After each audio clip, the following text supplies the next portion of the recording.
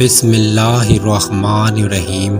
حضرت انس رضی اللہ تعالیٰ عنہ بیان کرتے ہیں، رسول اللہ صلی اللہ علیہ وآلہ وسلم نے فرمایا، وہ شخص جس کی شر انگیزیوں سے اس کا پڑوسی محفوظ نہ ہو وہ جنت میں نہیں جائے گا۔ مشکوٰۃ المصابیح حدیث نمبر 4963۔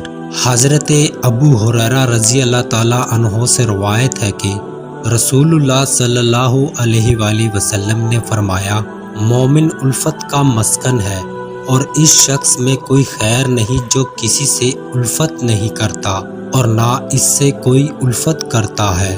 مشکوٰۃ المصابیح حدیث نمبر 4995۔ حضرت ابو ہریرہ رضی اللہ تعالیٰ عنہ بیان کرتے ہیں کہ رسول اللہ صلی اللہ علیہ وآلہ وسلم چند ایسے لوگوں کے پاس کھڑے ہوئے جو بیٹھے ہوئے تھے، تو آپ صلی اللہ علیہ وآلہ وسلم نے فرمایا، کیا میں تمہیں تمہارے برے اور اچھے لوگوں کے متعلق نہ بتاؤں؟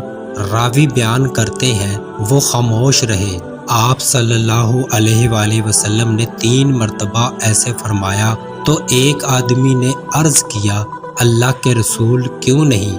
آپ ہمارے برے میں سے بہتر کے متعلق ہمیں ضرور بتائیں۔ آپ صلی اللہ علیہ وآلہ وسلم نے فرمایا، تم میں سے بہتر شخص وہ ہے جس سے خیر کی توقع کی جائے اور اس کے شر سے امن ہو، جبکہ تم میں سے برا وہ ہے جس سے خیر کی توقع نہ کی جائے اور اس کے شر سے امن نہ ہو۔ مشکوٰۃ المصابیح حدیث نمبر 4993۔